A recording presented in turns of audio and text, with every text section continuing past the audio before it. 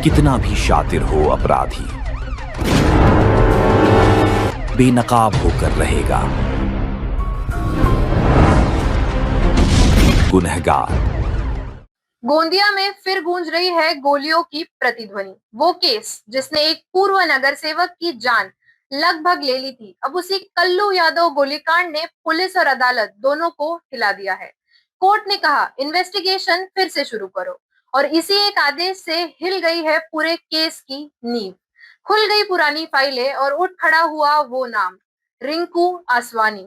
कौन है ये रिंकू आसवानी? क्यों 3 बार आया उसका नाम मास्टरमाइंड के कबूलनामे में?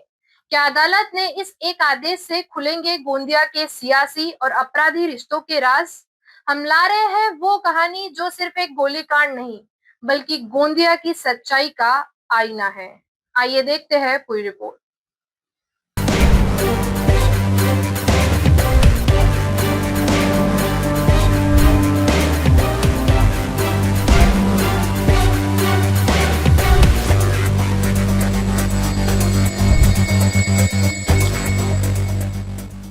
गोंदिया के सबसे चर्चित लोकेश उर्फ कल्लू यादव गोलीकांड में अब कानूनी भूचाल आ गया है। मुख्य न्यायाधीश DJ1 कोर्ट गोंदिया के समक्ष पेश सुनवाई में अदालत ने पुलिस को री इन्वेस्टिगेशन यानी दोबारा जांच करने के आदेश दे दिए हैं।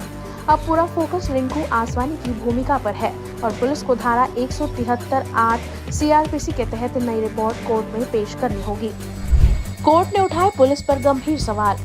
सूचक कल्लू यादव की ओर से दाखिल आवेदन पर याचिकाकर्ता के वकील राजेश बाजीपाले ने कहा, नई सामग्री से साफ साबित होता है कि रिंकू आसवानी की भूमिका संदिग्ध है। कोर्ट ने चार्जशीट का अवलोकन कर पाया रिंकू के खिलाफ पर्याप्त सबूत थे, फिर भी पुलिस ने उसे आरोपी नहीं बनाया। इस टिप्पणी ने पुलिस की कार्यप्रणाली पर बड़ा सवाल खड़ा कर दिया है। अब कोर्ट ने आदेश दिया है, जांच अधूरी है, रिंकू आसवानी की भूमिका की गहराई से जांच करे। मास्टरमाइंड प्रशांत मेश्राम के कबूलनामे में 3 बार आया नाम रिंकू। 3 मार्च 2025 को गिरफ्तार मास्टरमाइंड प्रशांत मेश्राम का सरकारी पंचों के सामने दिया गया बयान अब पूरे केस का रुख बदल रहा है। उसने कहा, कल्लू यादव को खत्म करने के लिए मुझे रिंकू आसवानी ने उकसाया था। बोला था काम तमाम कर दे, बाकी मैं देख लूंगा, पैसे की चिंता मत कर। प्रशांत ने 3 जगहों का उल्लेख किया, भीनगर मैदान की पानी की टंकी के पास, भावरी चौक स्थित छावड़ा ताल के पास, और जिस दिन गोलीकांड हुआ उसी दिन दोपहर में रिंकू प्रशांत के घर आया था ये पूछने कि वो कहाँ है। कोर्ट ने टिप्पणी की, जब ये तथ्य पहले से मौजूद थे तो पुलिस ने रिंकू को आरोपी के दायरे में क्यों नहीं लाया? वीडियो पंचनामा और सरकारी साक्ष्य बने हथियार। अदालत ने कहा, मुख्य आरोपी ने जिन स्थानों का उल्लेख किया वह पुलिस ने सरकारी पंचनामा और वीडियोग्राफी कराई है। ये सबूत अत्यंत महत्वपूर्ण है। कोर्ट ने इन्हें प्राथमिक साक्ष्य मानते हुए कहा कि जांच में इन्हें नजरअंदाज करना न्याय से खिलवाड़ है।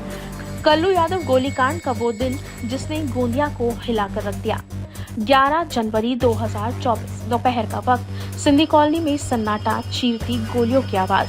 पूर्व नगर सेवक लोकेश उर्फ कल्लू यादव पर नजदीक से फायरिंग की गई। एक गोली उनके शरीर में धंस गई। वो गंभीर रूप से घायल हुए, पर नागपुर में हुए जटिल ऑपरेशन के बाद उनकी जान बच गई। वारदात की प्लानिंग मास्टरमाइंड प्रशांत मेश्राम ने की थी और सुपारी शूटरों के जरिए अंजाम दी गई। 14 माह की फरवरी के बाद मार्च 2025 में प्रशांत गिरफ्तार हुआ, जिसने केस को नई दिशा दी। गोंदिया कोर्ट का री इन्वेस्टिगेशन आदेश बना मिसाल। कानूनी विशेषज्ञों के मुताबिक ये गोंदिया कोर्ट का पहला केस है जहां अदालत ने पुलिस को साफ शब्दों में कहा है, इन्वेस्टिगेशन फिर से करो। अब पुलिस के सामने बड़ा सवाल ये है कि क्या रिंकू आसवानी पर शिकंजा कसेगा? क्या नए चेहरे बेपर्दा होंगे? क्या केस में नए आरोपी जुड़ेंगे? गोंदिया शहर थाना निरीक्षक किशोर पर्वते बोले, जनवरी 2024 में अपराध क्रमांक 1124 के तहत दर्ज केस में शुरुआती 9 आरोपी गिरफ्तार किए गए थे। मास्टरमाइंड प्रशांत फरार था, बाद में पकड़ा गया। एक पिस्तौल पहले बरामद हुई थी, दूसरी प्रशांत की निशानदेही पर मिली। कोर्ट ने अब री इन्वेस्टिगेशन का आदेश दिया है और जांच शुरू हो चुकी है। अब गोंदिया की हर नजर पुलिस की फाइलों पर है। क्या रिंकू आसवानी की गिरफ्तारी होगी? क्या पुलिस के हाथ लगेंगे नए सुराग, या खुलेगा और भी बड़ा राज? गोंदिया शहर में 2024 में CR नंबर 11/24 के एक गुना दाखिल था। उस गुने में शुरुआत में 9 आरोपी अटक किए थे। एक आरोपी फरार था, प्रशांत मेश्राम। प्रशांत मेश्राम को अरेस्ट करने के बाद उसके बाद और 6 आरोपी की अरेस्टिंग हुई, यानी ऐसे प्रशांत मेश्राम को पकड़ के टोटल 7 आरोपी अरेस्ट किए गए। उसमें गुने के तपास में पहले एक पिस्टल जब्त था, उसके बाद प्रशांत मेश्राम को अरेस्ट करने के बाद और एक पिस्टल उसमें बरामद की गई और उसकी गुने का पूरा तपास करके चार्जशीट भी कोर्ट में है। कोर्ट ने कुछ री इन्वेस्टिगेशन करने का आदेश किया है, उस संबंध में हमारा तपास शुरू है। मैं मौजूद हूँ गोंदिया पुलिस स्टेशन के बाहर और मेरे हाथ में मौजूद है पुलिस द्वारा कोर्ट में पेश की गई गोलीकांड केस की चार्जशीट। मुख्य आरोपी प्रशांत मेश्राम ने अपने कबूलनामे में 3 बार रिंकू आसवानी का नाम लिया है और कोर्ट ने उसी की बिना पर अब री इन्वेस्टिगेशन के आदेश दिए हैं। गोंदिया मुख्य न्यायाधीश जीजी कोर्ट ने कहा, जब रिकॉर्ड में आरोपी का नाम मौजूद था तो पुलिस ने उसे चार्जशीट में क्यों नहीं जोड़ा। अदालत ने धारा 173(20) CRPC के तहत पुलिस को आदेश दिए हैं कि री इन्वेस्टिगेशन की रिपोर्ट कोर्ट में पेश की जाए, यानी अब रिंकू आसवानी की भूमिका पर पुलिस को देना होगा जवाब। यहाँ दिन भर कोर्ट के केस को लेकर, री इन्वेस्टिगेशन के आदेश को लेकर चहल पहल रही, क्योंकि कोर्ट ने साफ शब्दों में कहा है री इन्वेस्टिगेशन करो, सच सामने लाओ। लिहाजा पुलिस नए सिरे से गोलीकांड के मामले की जांच शुरू कर दी है। सूत्रों के मुताबिक अब रिंकू आसवानी से दोबारा पूछताछ हो सकती है। देखना दिलचस्प होगा, इस मामले से पर्दा हटता है, पुराने आरोपियों से ही पूछताछ होती है या इस केस में कोई नए आरोपी भी बनाए जा सकते हैं। Ravi Arya, news first 24, Gondia. News first इस सनसनीखेज केस की हर हलचल पर नजर बनाए हुए है। गोंदिया से संवाददाता रवि आर्या की रिपोर्ट। अब गोंदिया की सड़कों पर सन्नाटा है, लेकिन पुलिस मुख्यालय के अंदर तूफान उठ चुका है। अदालत का आदेश साफ है, री इन्वेस्टिगेशन करो, यानी रिंकू आसवानी की हर चाल, हर कदम और हर बयान पुलिस के रडार पर है। क्या इस दोबारा जांच में खुलेंगे वो राज जिन्हें पहली जांच ने दबा दिया था? क्या रिंकू आसवानी पर कसेगा शिकंजा या फिर राजनीति और पैसे का खेल एक बार फिर इंसाफ को खरीद लेगा?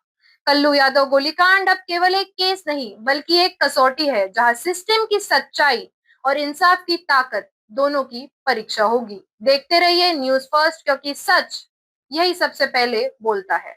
हमारा हर शब्द समाज की आवाज, हमारी हर पहल निष्पक्षता का कदम, आपकी हर समस्या में आपसे पहले दिखेंगे हम हैं न्यूज फर्स्ट। ईश्वर का सच, हमारा साहस और आपका विश्वास। सच, साहस और विश्वास।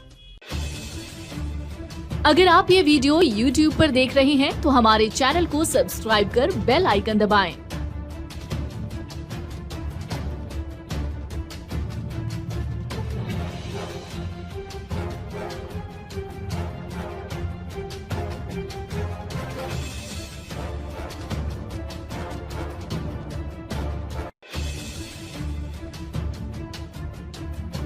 और Facebook पर देख रहे हैं तो हमारे पेज को लाइक करें।